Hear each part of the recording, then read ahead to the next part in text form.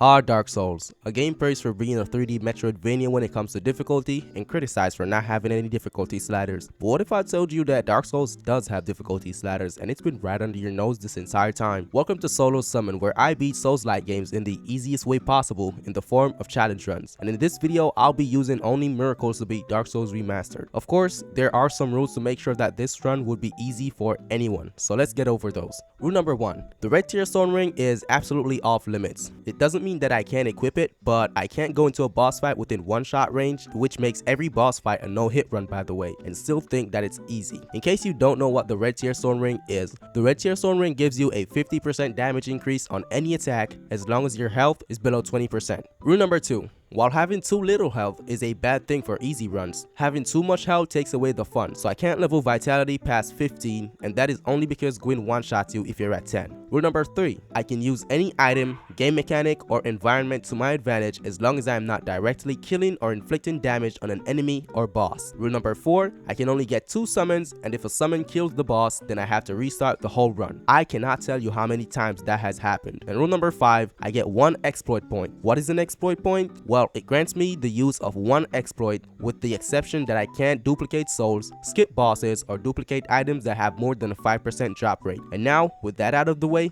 let's get the run started.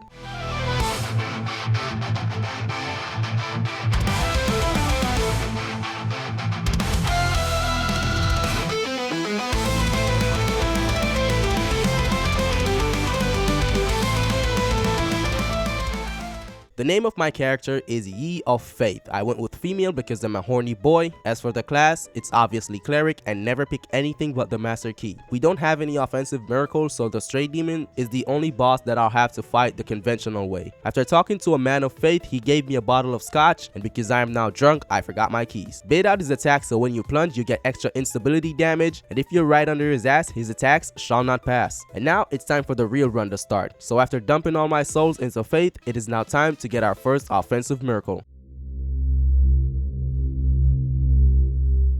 I collected every soul pop that was within my grasp, even the ones in Blighttown, and on my way out, I collected some armor that had decent defense while being super light. I also sacrificed myself for a Firekeeper soul. After making my way to Firelink Shrine, I collected some magic bones that I'll need for later, and had a chat with this NPC to buy Force, a miracle that can actually be put to use this early on in the game. And after spawning the dragon so I can use the bridge as a farm, I collected some souls and went through the Valley of Drakes and got to Darkroot Basin, where I picked up the Grasscrest Shield, a shield that boosts stamina recovery. And after making it to the Undead Parish and opening the shortcut to Firelink Shrine, I ran past every enemy to get to the Sunlight Altar. But anyone who's played Dark Souls the wrong way will know how I fucked up. Yep, the gate was locked, so with some quick thinking, I dove into the other path and died to a rat and a lack of guardrails. Second time's a charm, and I made it to the dragon, kicked down the ladder, and rested at the bonfire. Then I ran past our neighborhood dragon, and 10,000 souls is a lot, so I'll be coming back for you later. After I popped my soul pops, I leveled up my faith and then got our first offensive miracle.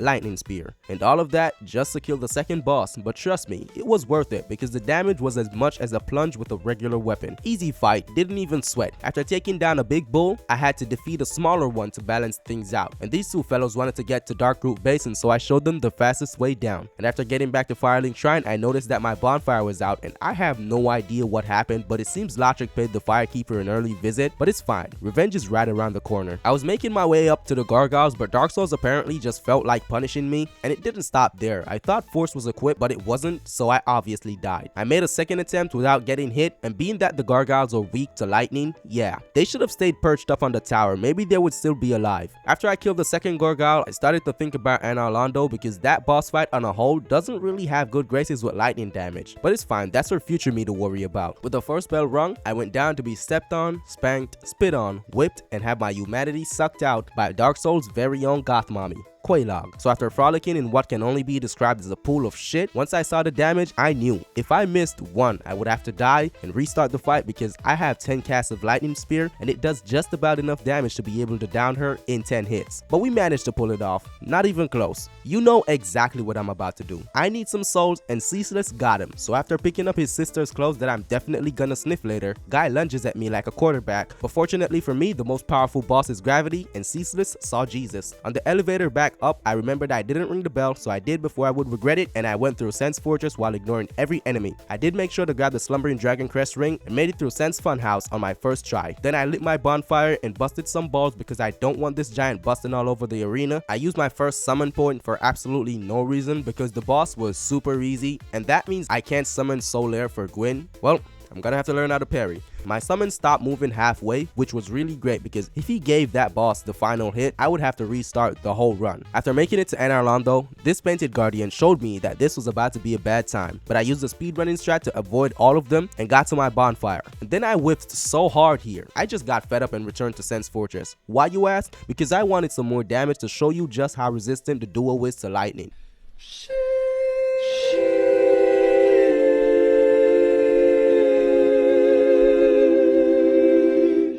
And the first boss I used as a source of souls was the Moonlight Butterfly. And there's nothing to see here. If you have a range build, doesn't even matter if you do enough damage, the Moonlight Butterfly is Now it's time to fight Capra, but first I had to get rid of this big scaly red annoyance for 10,000 souls. Then I used this conveniently placed fireball to kill out the enemies in the Loren Dead Berg and ran past everything else to get to the boss. And if this dog didn't decide to dodge at this moment, I would be dead right now. But with the dogs dead and Capra being weak to lightning, it's pretty much a done deal. Now it's time to traverse the depths, which might not be a huge deal, but when you haven't leveled Vitality, everything is a threat. After freeing Laurentius, I made it to the underground New York Mafia boss, where I collected a key, opened a shortcut, and rested at my bonfire. Now, the Gaping Dragon makes me glad to be a virgin nerd, because if that's how he looks, I'm good. It may surprise you that only 2 bosses in the base game have a high resistance to lightning, and these are the duo, excluding regular Smo and Gwyn. So it's pretty easy to fight a huge target that also moves slowly, and just like Quelaag, not even close. Now it's time to get our biggest damage boost, but I f***ed up the jump here, so that's my bad. I did get it on my second try though. Just to give you an idea of the build I'm going for, I'll be stacking the Ring of the Firstborn, the Duskcrown Ring, and Power Within to achieve close to double damage output on every cast of Miracle. All these damage boosting stuff does have penalties, but 30% more damage taken from magic and tick damage are things anyone can deal with. I will be coming for you, metaphorically and literally. To get the Duskcrown Ring, I first have to kill the Hydra mini boss, who again is weak to lightning. Then I had to free Dusk by killing the golem, talk to her, and now we have our item. Keep in mind you have to reload the area after doing each of these things. Now it's off to the Undead Asylum to get a certain shield, and after showing Oscar what happens to every new player in Dark Souls, I one-shot him with a basic Sunlight Spear and collected my gift. I went to face the boss, but I instantly died, but on my second try I remembered why I like girls, that ass, and the fight became a whole lot easier. Now I'm gonna show you how much I'm if I don't get a different offensive miracle. So after making it to Anor Londo, I did the stair skip, not even close, and this is our damage. So even if I made Solaire kill one of them in the first phase, I couldn't finish the second phase with only 10 casts. So I'm gonna have to open the bridges to the catacombs to be able to get back, use the catacomb skip, and make it to the bonfire to the Tomb of Giants. But apparently I didn't kill Pinwheel, and I wasn't prepared for the fight, but it wasn't an issue. Pinwheel will always be Pinwheel. After almost not making it to the bonfire, as you can see by my health, I talked to Patches,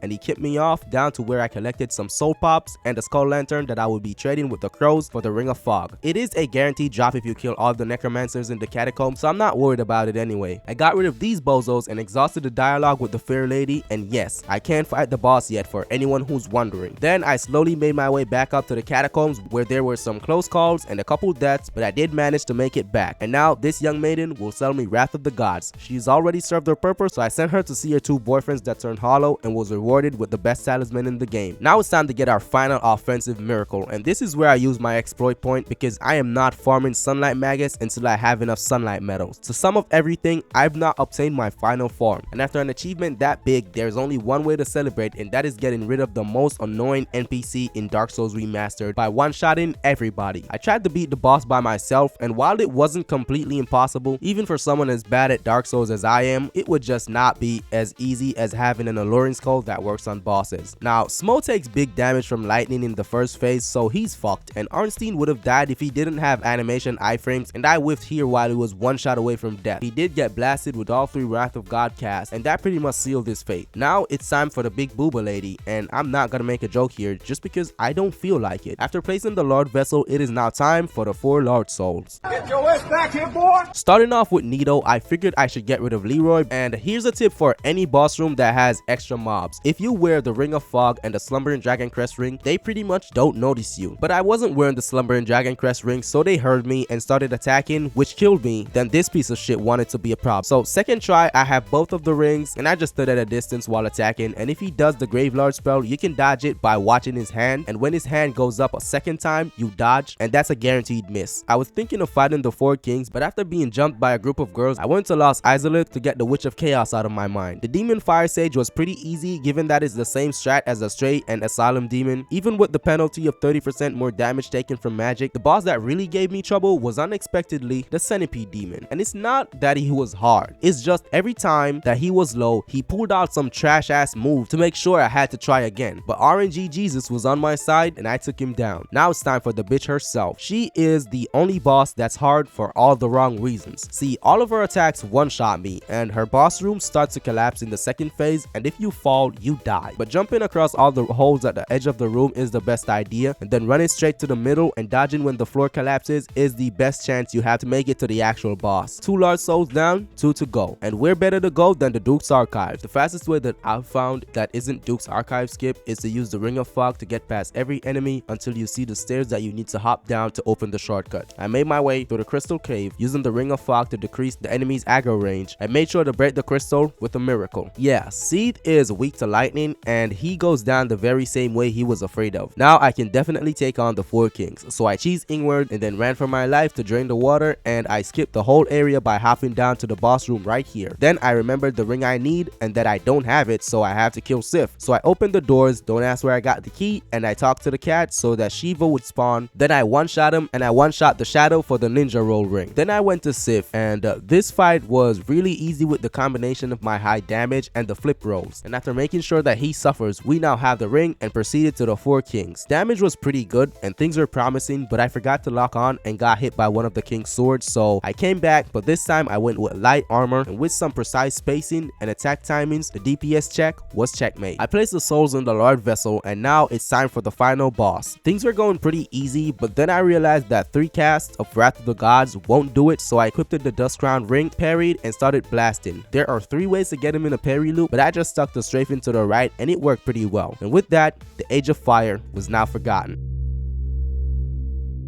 Thank you for watching all the way to the end. If you like content like this, then please consider subscribing, as I am trying to reach 1,000 subs by next year, and seeing new growth always motivates me to make more entertaining videos. So like, share, comment about what you want to see me use next, and don't you dare go hollow. Neon haze, we wander free, glowing screens in city spree, digital signals paint the sky.